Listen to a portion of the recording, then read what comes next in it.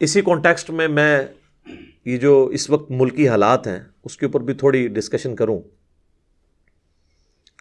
آپ کو پتہ ہے پچھلے دنوں یہ 12 اپریل 2021 کو جو پاکستان میں ایک ابھرتی ہوئی پولیٹیکل جماعت تحریک لبیک TLP تحریک لبیک پاکستان، ان کے امیر کو گورنمنٹ لیول کے اوپر گرفتار کیا گیا، سعد رضوی صاحب کو.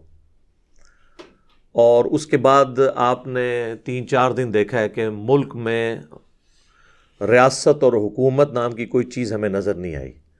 جس طریقے سے پاکستانی عوام نے اس کو ریئیکٹ کیا اور اس کے اگینسٹ جس طریقے سے حکومت نے، جس طریقے سے ہماری گورنمنٹ نے اس کو رسپانس کیا،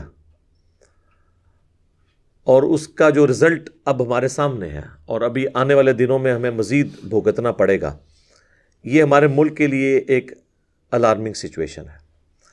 اور آپ کو پتہ ہے جب سے یہ خاکوں والا سلسلہ شروع ہوا ہے 2011 سے لے کے ابھی تک، اب تو 2021 چل رہا ہے، اپریل کا مہینہ، ان 10 سالوں میں کئی دفعہ یہ معاملات آئے اور میں نے مختلف اوقات میں اس کے اوپر ڈیٹیل ویڈیوز بھی ریکارڈ کروائی ہیں.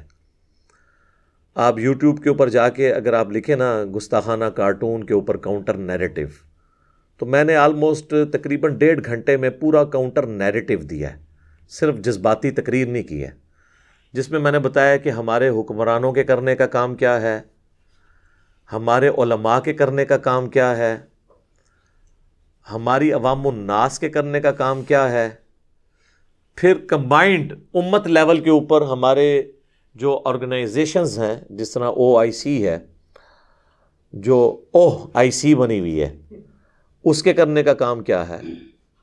یہ ساری چیزیں میں نے ڈیٹیل سے ریکارڈ کروائی ہیں، وہ میں اس کو ریپیٹ نہیں کرتا. میں اس وقت جو یہ صورتحال چل رہی ہے اس کے اوپر تھوڑی اپنی گزارشات رکھوں گا. ویسے تو آپ دیکھ رہے ہیں کہ اس طرح کے کریٹیکل ایشو کے اوپر اور کوئی بات کرنے کے لیے تیار ہی نہیں ہوتا.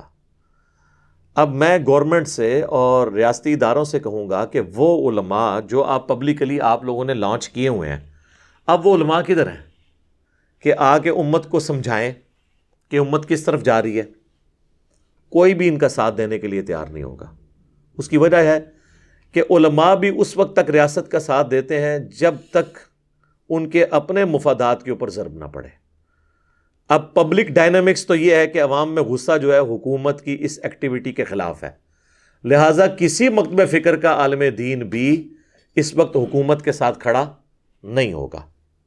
ہاں یہ ضرور ہوگا کہ حکومت کے خلاف کھڑے ہو جائیں، اور وہ آپ کو پارلیمنٹ میں تقریروں سے اور باقی جو مکاتب فکر کے علماء ہیں ان کی باتوں سے اندازہ ہو رہا ہے. کم از کم اس سے یہ پتہ چل گیا کہ جب مفادات کے اوپر ضرب پڑتی ہے تو ہمارے علماء اس طرح اکٹھے ہو جاتے ہیں. آپ نے دیکھا ہے سارے اکٹھے ہوئے ہیں. تو اب ہمارے حکومت کو، پرائم منسٹر کو اور ریاستی اداروں کو بھی پتہ چل جانا چاہیے، خیر ان کو پہلے بھی پتہ ہے، ویسے انہوں نے آنکھیں بند کی ہوں تو الگ بات ہے، کہ کون سے علماء ہیں جو واقعتاً اس ملک کے اندر امن چاہتے ہیں اور عوام کو صحیح راستے پر چلانا چاہتے ہیں، اور کون سے علماء ہیں جو بس صرف اپنے وقتی مفادات کے لیے کوئی ایسا بیانیہ دے دیتے ہیں. میں اشارتاً بات کر رہا ہوں، کسی کا نام نہیں لے رہا، پھر لوگوں کی وہ جذبات وابستہ ہو جاتے ہیں، لوگ پھر اس کو برا مانتے ہیں. اس پوری صورتحال کے اندر جو میری ورڈکٹ ہے وہ یہ ہے کہ یہ حکومت نے جس طریقے سے اس معاملے کو مس مینج کیا ہے، سب سے بڑا جرم ہماری اس موجودہ حکومت کا ہے. یہ اس طریقے سے اس معاملے کو ٹیکل کرنا ہی نہیں چاہیے تھا. ابھی تو 20 اپریل آنے میں کئی دن باقی تھے.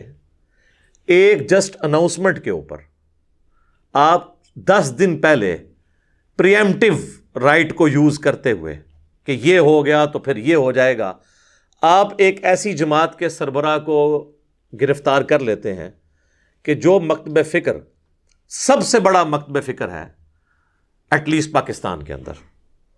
بہت زیادہ محتاط اندازہ بھی لگائیں تو 70% سے زیادہ بریلوی مکتب فکر کی عوام الناس ہے پاکستان کے اندر، اور اس میں بھی سب سے زیادہ ڈائنامک جو جماعت ہے وہ تحریک لبیک ہے. اب میں یہ جو گفتگو کرنے جا رہا ہوں، کوئی یہ نہ سمجھے کہ میں اگر کوئی ایسی بات کر رہا ہوں جو تحریک لبیک کے حق میں جاتی ہے تو میں کوئی ان کے ساتھ کوئی ذاتی ہمدردی رکھتا ہوں. میں تو دنیا کے ہر انسان کے ساتھ ہمدردی رکھتا ہوں ٹروتھ لور ہونے کے ناطے. سب سے زیادہ اگر دنیا میں کوئی افیکٹ ہی ہے نا کسی جماعت کا تو وہ میں خود ہوں. مجھ پہ جو 2 دفعہ مرڈر اٹیمپٹ ہوئی ہے، ایک دفعہ 28 اکتوبر 2017 کو، اور ابھی ریسنٹلی جو 14 مارچ 2021 کو، یہ دونوں اٹیمپٹ جو ہیں وہ تحریک لبیک سے تعلق رکھنے والے مختلف 2 بچوں کی طرف سے ہوئی. میں ان کو بچے ہی سمجھتا ہوں، ظاہر ہے میرے تو ابھی 43 ایئرز ایج ہے، وہ 20 سال کے تو میرے بچوں کی مانند ہے. اور مجھے ان پہ کوئی غصہ بھی نہیں ہے. غصہ ان کے اوپر ہے کہ جو لوگ اس طرح کے بچوں کو کی غلط تربیت کرتے ہیں. یہ تو قابل رحم ہے. تو میں تو ڈائریکٹ افیکٹ ہی ہوں اس جماعت کا. میں یہ نہیں کہتا کہ جماعت لیول پہ وہ لوگ لانچ ہوئے ہیں، لیکن جماعت سے ہی متاثرین تھے. اس کے باوجود میں کہوں گا کہ حکومت نے جس طریقے سے تحریک لبیک کے ساتھ ڈیلنگ کی ہے یہ بالکل غلط طریقہ ہے. ایکسٹرا جوڈیشل ایکٹیویٹی پرفارم کرنا اور ایک خام خواہ کی FIR کاٹ کے اس کے اگینسٹ آپ ایک بندے کو گرفتار کرتے ہیں تو ظاہر ہے اس کا ریئیکشن تو آنا تھا. اور جب ریئیکشن آتا ہے تو آپ نے فوراً ہی اپنا وضو توڑ دیا اور اس جماعت کو کالعدم ڈکلیئر کر لیا. تو یہ تو آپ اپنے بیانیے کی نفی کرتے ہیں. ایک طرف آپ کہتے ہیں کہ ہم نے تمام لوگوں کو قومی دھارے میں پولیٹیکل جماعت کے طور پر لے کر آنا ہے، نان اسٹیٹ ایکٹر نہیں ہونے چاہیے، بلکہ جو الیکشن کمیشن آف پاکستان ہے اس میں رجسٹرڈ ہونی چاہیے جماعتیں تاکہ قومی دھارے میں آئیں. جب کوئی جماعت قومی دھارے میں آتی ہے، الیکشن لڑتی ہے، پھر آپ اسے کالعدم بھی ڈکلیئر کر دیتے ہیں. تو کسی ایک جگہ تو آپ قائم رہیں. یہ دوگلی پالیسی تو نہیں چل سکتی. یہ اسٹیٹ اپنے دشمن خود پیدا کر رہی ہے اپنی غلط ایکٹیویٹیز کی وجہ سے. مجھے بتائیں جب بے نظیر بھٹو کی اسیسینیشن ہوئی تھی اس وقت 3 دن تک پاکستان میں کوئی حکومت نام کی چیز تھی؟ ٹرینوں کے ڈبے تک جلا دیے گئے، ATM مشینیں لوٹی گئیں، ریاستی ادارے کہیں نظر ہی نہیں آ رہے تھے. ملک انہوں نے حوالے کر دیا تھا عوام کے. اس سے تو بہت کم یہ سچویشن ہوئی ہے تحریک لبیک والوں کی. تو کیا اس کے بعد پاکستان پیپلز پارٹی کو کالعدم ڈکلیئر کر دیا گیا تھا؟ نہیں کیا تھا. تو تحریک لبیک پاکستان کو کالعدم کیوں ڈکلیئر کر رہے ہیں آپ؟ یعنی لوگوں کو مجبور کر رہے ہیں کہ وہ پولیٹیکل دھارے سے نکل کر اسلحہ ہاتھ میں اٹھا لیں. یہ جو چاند ایک ایکٹیویٹیز ہوگی کہ انہوں نے پولیس والوں کو پکڑ کے مارنا شروع کر دیا، یہ تو سارے پولیٹیکل لیڈرز کی ماننے والے بھی یہ حرکتیں کر دیتے ہیں، اور یہ آئے دن اس طرح کے واقعات ہوتے ہیں. اتنی جلدی آپ نے ڈیسیژن لیا، اور ڈیسیژن اناؤنس کرنے والے ہمارے جو وزیر داخلہ صاحب ہیں ان کو شرم بھی نہیں آئی ہے. یہ وہ وزیر داخلہ صاحب ہیں جو الیکشن جب لڑتے ہیں تو اس کے اوپر لکھا ہوتا ہے مجاہد ختم نبوت، اور یہ خود ان کی پرانی ویڈیوز بھی اب یوٹیوب کے اوپر آپ کو مل جائیں گی، لوگوں نے دوبارہ سے اپلوڈ کر دی ہیں، کہ جب اسی تحریک لبیک کے دھرنے 2017 میں چل رہے تھے تو اس وقت یہی آ کے ہمیں یہ بھاشن دیا کرتے تھے کہ تحریک لبیک کا ساتھ دیں، ختم نبوت کے اوپر ہم کسی کو اس طرح ڈاکہ نہیں مارنے دیں گے، یہ نہیں کرنے دیں گے، وہ نہیں کرنے دیں گے. اور آج وہی جماعت ہے اور آپ ان کا ایٹیچیوڈ دیکھ لیں. تو یہ تو کوئی طریقہ نہیں ہے کہ آپ دوغلی پالیسی رکھیں. اور ہم سٹون ایج میں تو رہ نہیں رہے ہیں. وہ پنجابی میں ایک محاورہ ہے کہ گل کہندی ہے تو منو منہ کٹ میں تنوں شہرو کٹاں گی. تو آج کل تو اس کا اگلا ورژن آ چکا ہے، یعنی بات کہتی ہے تو مجھے منہ سے نکال، میں تجھے شہر بدر کروا دوں گی. کیونکہ بات تو اب تو بات ریکارڈ ہو جاتی ہے، ویڈیو ریکارڈ ہو جاتی ہے. ہوں گل کہندی ہے تو منو منہ کٹ میں تنوں دنیا تو ہی باہر کٹ دیاں گی. ظاہر ہے جی وہ لوگ تو پھر جنت میں پہنچا دیتے ہیں نا دوسروں کو. تو اب تو کوئی شخص بھاگ نہیں سکتا، اس کے پرانے بیانات اسے ہانٹ کریں گے، ڈراتے رہیں گے. کیسے کوئی بھاگ سکتا ہے؟ اور یہاں پہ ہمارے ریاستی اداروں کو بھی چاہیے کہ جب وہ 2017 میں پیسے بانٹ رہے تھے فیض آباد کے اندر، اس وقت ان کو کبھی یہ خیال نہیں آیا تھا کہ کل کو یہ اس طریقے سے ایٹیچیوڈ ہمارے گلے بھی پڑ سکتا ہے. ہم تو اس وقت بھی کہہ رہے تھے کہ اداروں کا یہ کام نہیں ہے. اور آپ دیکھیں اس وقت پاکستان کی سب سے بڑی عدالت میں یہ کیس پریزنٹ ہوا، اور اس عدالت کی جو ورڈکٹ آئی، جو ڈیسیژن آیا، وہ ایک پبلک ڈاکومنٹ ہے، وہ آپ کو نیٹ پہ اویلیبل ہے۔ اس دھرنے کے اوپر جو جسٹس قاضی فائز عیسیٰ صاحب کا تھا ڈیسیژن، وہ انہوں نے کوئی ذاتی ڈیسیژن نہیں کیا تھا، ان کے پاس جو آئی ایس آئی نے خود اپنی رپورٹ جمع کروائی ہوئی تھی، آئی بی نے اپنی رپورٹ جو جمع کروائی تھی، چونکہ سپریم کورٹ تحقیقاتی ادارہ نہیں ہوتا بلکہ باقی ادارے اس کو اسسٹ کرتے ہیں، اور وہ ان کی جو معلومات ہے اس کی روشنی میں ڈیسیژن دیتے ہیں۔ تو یہ فائز عیسیٰ صاحب نے اپنا ڈیسیژن اپنی مرضی سے نہیں لکھا تھا، بلکہ ان ایجنسیز کی رپورٹس کے اوپر لکھا تھا کہ اس جو دھرنے کو کس کس نے سپورٹ کیا، اور اس کے اوپر انہوں نے گائیڈ لائنز دی تھیں کہ اس طریقے سے آپ چلیں، ورنہ کل کے لیے آپ کی یہ مصیبت کھڑی ہو جائے گی۔ اور دیکھ لیں، کوئی پہلے تو مصیبت کھڑی ہوتی تھی 15 20 25 سالوں کے بعد، یہ پاکستان میں پہلی دفعہ ہو رہا ہے کہ یہ ہسٹری فوراً ہی آ جاتی ہے، یعنی یہ آپ سمجھ لیں 4 سال ہی گزرے ہیں اور رزلٹ آپ کے سامنے آ گیا۔ جو بات اس وقت سپریم کورٹ نے کہی تھی کہ مستقبل میں یہ ہو جائے گا، وہ اس سے ورسٹ فارم میں ہو گیا۔ اور اب اگر آپ اس طریقے سے ان تحریکوں کو بین کریں گے تو یہ تو کوئی طریقہ نہیں ہے، یہ بالکل۔ اور میں آپ کو بتاؤں، اگر عدالتوں کے اوپر دباؤ نہ ہوا کسی ریاستی ادارے کی طرف سے یا پرائم منسٹر کی طرف سے، تو پہلی پیشی پہ یہ فارغ ہو جائے گی یہ پابندی جو انہوں نے لگائی ہے۔ یہ بالکل ناحق پابندی لگائی ہے، اور یہ ایکسٹرا جوڈیشل بھی ہے اور غیر آئینی بھی ہے۔ آئین میں پورا طریقہ لکھا ہوا ہے کسی جماعت کو قردم کرنے کا، یہ کیس پارلیمنٹ میں بھی نہیں آیا، اور یہ اس طریقے سے انہوں نے ڈیسیژن کر دیا، اور نہ یہ چلنا ہے۔ اور میں بالکل وارن کر رہا ہوں، اپنی طرف سے وارن نہیں کر رہا، ایز این ایکسپرٹ اوپینین یہ بتا رہا ہوں کہ اب ریاست جس مکتب فکر سے پنگا لے رہی ہے، یہ پنگا ویسا پنگا نہیں ہے جو باقی مکاتب فکر کے ساتھ ہے۔ آپ اگر یہ سمجھتے ہیں نا کہ آپ نے دیوبند کے ساتھ پنگا لیا اور اس کے ساتھ آپ سٹیبل ہو گئے کچھ عرصے بعد، جو لال مسجد میں جو ایک ڈکٹیٹر نے بدماشی کی تھی اور اس کی پاداش میں ہم کئی سال تک خودکش حملے بھگتتے رہے، یہ تو ضرب عضب اور رد الفساد کی برکت سے ملک میں کوئی امن آیا، اور نان سٹیٹ ایکٹرز کا جو معاملہ یہ ٹھپ ہوا، اللہ کا شکر ہے۔ تو وہ تو ایک دیوبندی مکتب فکر کے لوگ تھے، اور وہ بھی چند لوگ تھے، اس میں سے میجر پورشن تبلیغی جماعت کا تو آپ نکال دیں، جو دیوبند میں خیر کی علامت ہے۔ عقیدے کا اختلاف ہمارا ان کے ساتھ اپنی جگہ، بہرحال دیوبندی مکتب فکر میں خیر ہے تبلیغی جماعت، یہ نہ ہوتی تو یہ پورا مکتب فکر ہی جو ہے نا ایک سب سے وائلنٹ مکتب فکر تھا، کیونکہ آپ کو پتا ہے 80s کے اندر سنی شیعہ فساد میں اعلی کار یہی مکتب فکر بنا تھا، تو ان کو تو ٹیکل کر لیا۔ اہل حدیث تو ویسے ہی بہت تھوڑے ہیں، ان کو تو آپ چھوڑ دیں، وہ کسی کھاتے میں نہیں۔ اہل تشیع جو ہیں وہ بھی چونکہ اس اعتبار سے نان وائلنٹ نہیں ہوتے، ان کی آپ دیکھیں اتحاد بین المسلمین کی جتنی آپ کو تنظیمیں نظر آئیں گی وہ شیعہ کی، کیونکہ مائنورٹی میں، اس لیے وہ کوشش کرتے ہیں کہ اس طرح کے معاملات سے پیچھے رہیں۔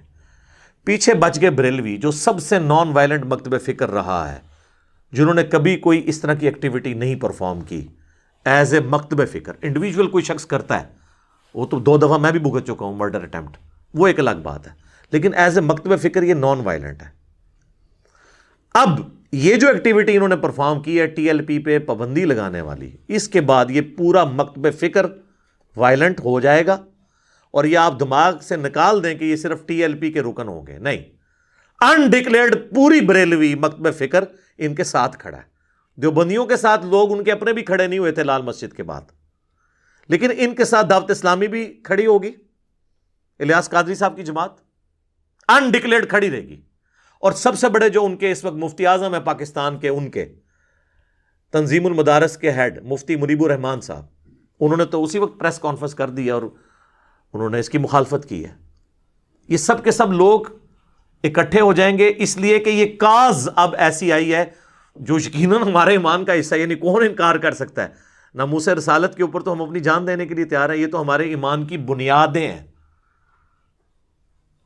تو چونکہ بریلوی مکتب فکر نے اس چیز کو ایجنڈے کے طور پہ سامنے رکھا ہوا ہے، لہٰذا اب یہ کوئی نہیں دیکھے گا کہ اس کا تعلق ٹی ایل پی سے ہے یا دعوت اسلامی سے ہے یا منہاج القرآن سے ہے یا وہ نقشبندی ہے یا وہ قادری ہے یا وہ چشتی ہے یا سہروردی ہے یا وہ فلاں پیر کا مرید ہے، یہ گولڈے والی گدی کے ساتھ اٹیچ ہے، یا وہ جو ہے وہ سیال شریف کی گدی کے ساتھ اٹیچ ہے، یا وہ تونسا شریف والوں کے ساتھ اٹیچ ہے، یا وہ کوٹری والوں کے ساتھ اٹیچ ہے، وہ سب کے سب ایک ہوں گے۔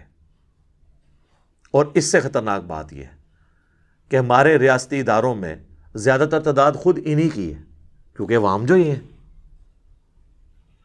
تو میں کہتا ہوں اب پرائم منسٹر صاحب اور ہمارے آرمی چیف اور D G I S I جو ہے نا، مہربانی کر کے نا اپنا کھانا جو ہے نا وہ ٹفن میں اپنے گھر سے ہی لے کے آیا کریں۔ یہ میں آپ کو بتا رہا ہوں، کیونکہ یہ معاملات بہت آگے تک، کیونکہ کسی ایک انڈیویجول کا دماغ خراب ہونے کی دیر ہے۔ جس طرح آپ نے دیکھا پولیس والوں کو انہوں نے کیسے مارا ہے، اور وہ پولیس والے ان کے اپنے مکتب فکر کے ہی ہیں، زیادہ تر تو بریلوی ہیں بیچارے، اور وہ کہہ رہے ہیں یہودی ایجنٹ ہے۔ ایک مسلمان دوسرے مسلمان کو کہہ رہا ہے یہودی ایجنٹ۔ اور سر اگر یہی پرائم منسٹر کے ہاؤس کے اندر جو مالی ہے اس کے دماغ میں اگر آ گیا کہ یہ میں جس کے یہاں پہ یہ درانتی کے ساتھ یہ کانٹ چانٹ کر رہا ہوں یہ یہودی ایجنٹ ہے، تو وہ درانتی پھر پرائم منسٹر کے گلے پہ ہی جا کے چلے گی۔ اللہ نہ کرے ایسا ہو، لیکن میں آپ کو بتا رہا ہوں کہ یہ انڈیویجول کا، چونکہ وہ اپنے ایمان کا حصہ سمجھ رہا ہوگا نا، یہ جو ممتاز قادری والی ایکٹیویٹی ہوئی تھی تو وہ اپنے ایمان کا حصہ اسے سمجھتا تھا نا۔ میں تو کسی بھی ایکسٹرا جوڈیشل ایکٹیویٹی کے حق میں نہیں ہوں، نہ کسی مولوی کی نہ کسی ریاستی ادارے کی۔ ایکسٹرا جوڈیشل ایکٹیویٹی اسلام میں حرام ہے۔ تو وہ ظاہر اپنے ایمان کا حصہ سمجھتے ہیں، ہر کوئی اپنے ایمان کا حصہ سمجھتا ہے۔ وہ تو واضح حدیث ہے بخاری اور مسلم دونوں میں کہ اللہ کے محبوب صلی اللہ علیہ وآلہ وسلم نے فرمایا تم میں سے کوئی بھی شخص اس وقت تک مؤمن ہو ہی نہیں سکتا جب تک کہ میں اسے اس کے ماں باپ، اولاد، سب لوگوں سے بڑھ کر عزیز نہ ہو جاؤں۔ اور اس کا کلائمیکس صحیح بخاری کی دوسری حدیث ہے جس میں سیدنا عمر نبی صلی اللہ علیہ وآلہ وسلم کے ساتھ چہل قدمی کر رہے تھے، اور حضور علیہ السلام نے محبت سے حضرت عمر کا ہاتھ اپنے ہاتھوں میں پکڑا تھا، تو حضرت عمر بھی تھوڑے فرینک ہو گئے اور انہوں نے کہا یا رسول اللہ اس دنیا میں سب سے بڑھ کر نا آپ مجھے محبوب ہیں سوائے میری اپنی جان کے۔ بالکل سچی بات کی، پہلے نمبر پہ تو انسان کی اپنی جان ہی ہوتی ہے نا۔ تو نبی علیہ السلام نے، اچھا حضرت عمر یہ ایکسپیکٹ کر رہے تھے حضور کہیں گے واہ کیا بات ہے، میں تیرے بیوی بچوں سے بھی بڑھ کے تجھے عزیز ہوں۔ انہوں نے فرمایا عمر بلکہ تیری جان سے بھی بڑھ کے۔ ان کا یا رسول اللہ آپ مجھے میری جان سے بھی بڑھ کر عزیز ہے۔ تو آپ نے فرمایا اب عمر تیرا ایمان مکمل ہوا۔ اگر سیدنا عمر کا ایمان مکمل نہیں ہوتا، اپنی جان سے بڑھ کر حضور صلی اللہ علیہ وآلہ وسلم سے وہ محبت نہ کرنے لگ پڑے، تو ظاہر ہے ہم تو کسی لیول پہ ہی نہیں ہیں۔ یہ تو ایک بنیادی چیز ہے، تو اس کے اوپر تو کوئی کمپرومائز نہیں ہے، یہ تو بالکل ہمارے ایمان کی بنیاد ہے۔ بہرحال یہ جو کچھ یعنی جس طریقے سے حکومت یہ کر رہی ہے، میرا تو خیال ہے کہ فوراً سے پہلے جو ہے وہ مذاکرات کی طرف آنا چاہیے، اور اس پورے معاملے کے اندر کوئی ایسا راستہ اختیار کرنا چاہیے جس میں نہ عوام کا نقصان ہو، نہ ریاستی اداروں کا، اور نہ ہمارے ایمان کا۔ پہلے نمبر پہ تو ایمان ہے، پہلے ایمان ہے پھر پاکستان ہے، کیونکہ یہ پاکستان ہم نے اپنے ایمان کی بقا کے لیے لیا تھا، اور ان کو سمجھانے کی ضرورت ہے۔ یہ کوئی بیوقوف لوگ نہیں ہے کہ جن کو آپ سمجھا نہیں سکتے۔ اور مجھے بتائیں کہ جب ان کے بریلوی مکتب فکر کے اپنے وزیر نور الحق قادری صاحب، وہ وزارت مذہبی امور سنبھالے ہوئے ہیں، وہ سگنیچر کر رہے ہیں کہ جی ہم فرانس کے سفیر کو نکال دیں گے، وہ پارلیمنٹ کے ذریعے وہ جو کچھ کریں گے، یہ سگنیچر کرتے وقت ان کو یہ خیال نہیں آیا تھا کہ ہم پہ ایف اے ٹی ایف کی تلوار لٹک رہی ہے، اور یہ کیا پاسبل ہے کہ فرانس کے ساتھ ہم اس طریقے سے تعلقات کو توڑ کر پوری یورپین یونین کو اپنے جب خلاف کر لیں گے تو اس کا اینڈ رزلٹ کیا نکلے گا، اس وقت نہیں تھا ان کو پتا، اور اب یہ کہتے ہیں کہ جناب یہ ہو جائے گا، اس وقت نہیں تھا پتا۔ تو اب تو تحریک لبیک والوں کا پلڑا بھاری ہے اس اعتبار سے کیونکہ گورنمنٹ نے عہد کیا ہوا تھا، اور گورنمنٹ عہد نہیں توڑ سکتی۔ قرآن میں واضح اللہ تعالیٰ نے جو 10 کمانڈمنٹس نازل کیے ہیں نا سورہ بنی اسرائیل کے اندر، اس میں اللہ تعالیٰ نے ایک کمانڈ اس حوالے سے بھی بیان کی ہے، اعوذ باللہ من الشیطان الرجیم، بسم اللہ الرحمن الرحیم۔ وَأَوْفُوا بِالْعَهْدِ، اور پورا کرو عہد کو، اِنَّ الْعَهْدَ كَانَ مَسْئُولًا، بے شک عہد کے بارے میں تمہیں قیامت والے دن اکاؤنٹیبلٹی ہوگی، عہد پورا کیوں نہیں کیا۔ حتیٰ کہ مسند امام احمد میں حدیث ہے جو مشکات المصابیح میں موجود ہے، نبی صلی اللہ علیہ وآلہ وسلم نے فرمایا جو شخص عہد پورا نہیں کرتا اس کا کوئی دین ہی نہیں ہے، بے دین ہے جو اپنا عہد پورا نہیں کرتا۔ ریاست جب عہد کرتی ہے تو اس کو اپنا عہد پورا کرنا ہوگا، الا یہ کہ وہ دوسری پارٹی کو قائل کر لے اس بات پہ کہ وہ دستبردار ہو جائیں اپنے مطالبے سے۔ دھونس اور زبردستی کوئی سلوشن نہیں ہے۔ اس طریقے سے آپ فریڈم آف ایکسپریشن کا گلا نہیں دبا سکتے۔ اب رہ گیا یہ فرانس کے جو سفیر والا ایشو ہے، اس کے اوپر تو میری کئی ایک ویڈیوز ان دنوں میں دوبارہ سے لوگوں نے اپلوڈ کی ہیں۔ میں تو پہلے دن سے یہ کہہ رہا ہوں میرے بھائیوں کہ آرگنائز طریقے سے معاملات کو لے کے چلیں، اور سفیر اگر آپ نکال بھی دیں گے تو کب تک؟ فرانس کی مصنوعات کا بائیکاٹ کریں گے بھی تو کب تک؟ میں انہی سے ہی پوچھتا ہوں جو بہت زیادہ نعرے مار رہے ہوں گے لوگ، کہ بتائیں کہ اگر آپ کی ماں یا بچہ زندگی موت کی کشمکش میں ہو اور ایک ٹیکے سے اس کی جان بچنے والی ہو، اور مارکیٹ میں آپ جائیں اور میڈیکل سٹور والا کہے کہ یہ آپ کے فرقے کے مفتی اعظم کا بنایا ہوا ٹیکہ ہے اور یہ فرانس کے فلاں سرجن کی تحقیق کے بعد بنا ہے، تو یہ جو نعرے مارا ہے نا وہ بھی کہے گا جی مفتی اعظم نے سانوں پتہ ہے، چھڑ دیو اے منو دوسرا ٹیکہ دیو فرانس والا۔ ظاہر جی بہت بڑی کنٹریبیوشن ہے، 80 نوبیل پرائز آ چکے ہیں فرانس کے وہ اس لیب کے لیے جس لیب سے سب سے پہلے وہ کتے کے کاٹنے کی ویکسین نکلی تھی، لوئی پاسچر، ایک انسان اتنا بڑا مسیحا پوری انسانیت کے لیے، 2 ویکسین اس نے بنائی۔ ایک تو یہ ویکسین تھی کتے کی کاٹنے، پہلے تو لوگ کتے کاٹنے سے مر جایا کرتے تھے، یہ ریبیز کے، یہ اس بندے نے ویکسین بنائی تھی، لا علاج مرض ہوتا تھا، یہ پاگل کتا کاٹ دے وہ انسان بھی پاگل ہو جاتا تھا، کچھ دنوں بعد مر جاتا تھا۔ اور دوسرا یہ شراب کے اندر ایسے جراثیم اس کے بنانے کے دوران بنتے تھے جس کی وجہ سے لوگوں کی ڈیتھ ہو جاتی تھی، تو اس نے وہ اس پروسیس کو ریفائن کیا تھا۔ اب آپ نے یہ نہیں کہنا میں کوئی شراب کے حق میں بات کر رہا ہوں، بتا رہا ہوں۔ اور اس نے چھوٹی سی ایک لیب قائم کی اور 80 نوبیل پرائز صرف اس لیب سے آ چکے ہیں۔ دنیا میں جتنی بڑی بیماریاں آتی ہیں نا، سب سے پہلے ویکسین وہ اس بندے کی اس لیب سے نکلتی ہے، ٹھیک ہے۔ تو میں یہ آپ کو ایک پہلو بتا رہا ہوں، میں کوئی فرانس کے فضائل نہیں آپ کو سنا رہا، اور چندے لینے کے لیے، فنڈز لینے کے لیے ہم لوگ ان کے آگے ہی ہاتھ پھیلا رہے ہوتے ہیں۔ یا تو ہم اتنے مضبوط ہوں نا کہ ہم جو ہے وہ اس دنیا کے اندر اس طریقے سے سروائیو کر سکیں۔ باقی یہ جو کتابی باتیں کتابوں میں رہنے دیں، صحابہ کرام کی مثالیں دینا، صحابہ کرام والا پہلے ایمان لے کر آئیں، ٹھیک ہے، ان کی کمٹمنٹ لے کے آئیں۔ ہمارا یہ حال ہے کہ ہم عشق رسول کے نام کے اوپر اپنے بھائیوں کی گاڑیاں توڑ دیتے ہیں، ان کے موٹر بائکس کو آگ لگا دیتے ہیں، اپنے بینک لوٹ لیتے ہیں۔ آج تک کوئی عاشق رسول میں نے نہیں دیکھا جو ویڈیو بنائے اور سامنے اپنی نئی گاڑی کھڑی کر کے اس کو آگ لگائے اور کہے کہ جی غلامی رسول میں موت بھی قبول ہے، دیکھو میں نے یہ آگ لگا دی۔ لیکن وہ جس کی گاڑی توڑ رہا ہوتا ہے، چاہے وہ پولیس کی گاڑی کوئی توڑے، کسی فوجی کی گاڑی توڑ دیتا ہے، وہ تو عوام کی گاڑی ہے، عوام کے ٹیکسز کی ہے، اور وہ ایک بندے کے معاف کرنے سے نہیں ہوگا، وہ کروڑوں عوام سے معافی مانگنی پڑے گی، یہ حقوق العباد کا معاملہ ہے۔ تو اپنا موٹر بائک اور اپنی گاڑی جلا کے تو کبھی نہ کسی نے عشق رسول کا اظہار نہیں کیا، یہ سب کچھ دوسروں کے اوپر ہی ہوتا ہے، تو یہ تو کوئی ایٹیچیوڈ نہیں ہے۔ تو حکومت کو بھی ہوش کے ناخن لینے چاہیے، جس طریقے سے انہوں نے بہیو کیا ہے نا، یہ کوئی طریقہ نہیں ہے، اور میرا خیال ہے کہ امید ہے کہ یہ معاملہ اس اعتبار سیٹل ہو جائے گا، ورنہ اگر کوئی سمجھتا ہے نا کہ وقتی طور پہ ان کو دبا لینے سے ایشو ایڈریس ہو جائے گا، تو سر یہ نہیں ہونا، یہ گلی گلی، محلے محلے، گھر گھر یہ معاملات آگے بڑھیں گے۔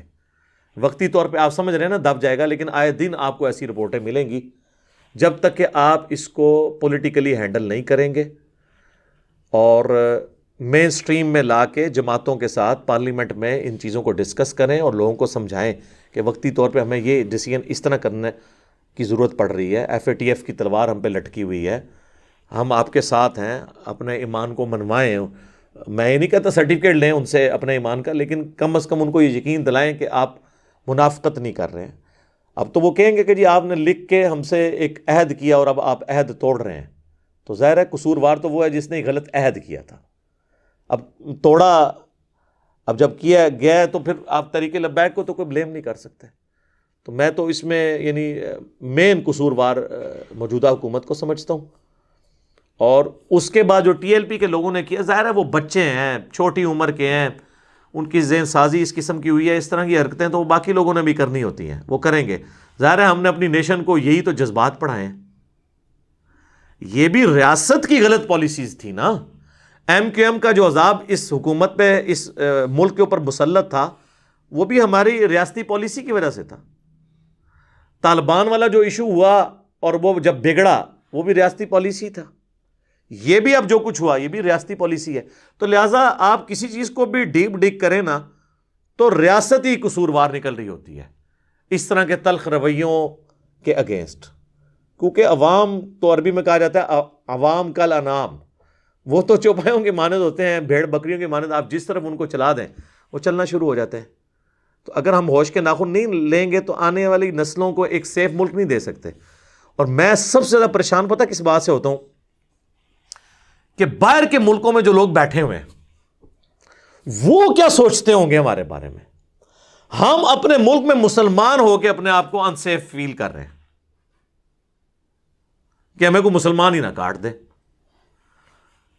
تو جب مسلمان سے ڈر رہا ہے تو غیر مسلم اس دین میں کیوں آئے گا؟ وہ کہے گا میں تو ادھر ہی سکون سے بیٹھا ہوں، پہلے میں اس دین میں آؤں اور پھر اپنی جان کو میں سٹیک پہ لگوا لوں۔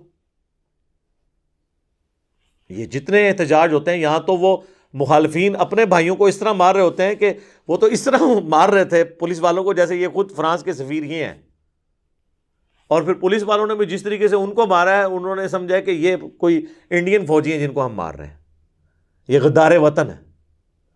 اور میں اس میں ایک بات سے مجھے بہت زیادہ دکھ ہوا، ایک تو یہ بات تھی کہ غیر مسلم کیا امیج لیں گے، دوسرا یہ جو چند ایک انڈکلیئرڈ قسم کے ریاستی اداروں کے ترجمان بنے ہوئے ہیں اور وہ آڈیو ریکارڈنگز کروا کے یہ کہتے ہیں کہ جی وہ تحریک لبیک کو تو اسرائیل فنڈ کر رہا ہے، جی انڈیا فنڈ کر رہا ہے۔ لعنت ہے جی ایسی سوچ کے اوپر کہ آپ اپنے ملک کے لوگوں کو، مخلص لوگوں کو جن سے معاملہ مس مینج ہوا، آپ ان کے اوپر یہ الزامات لگائیں گے۔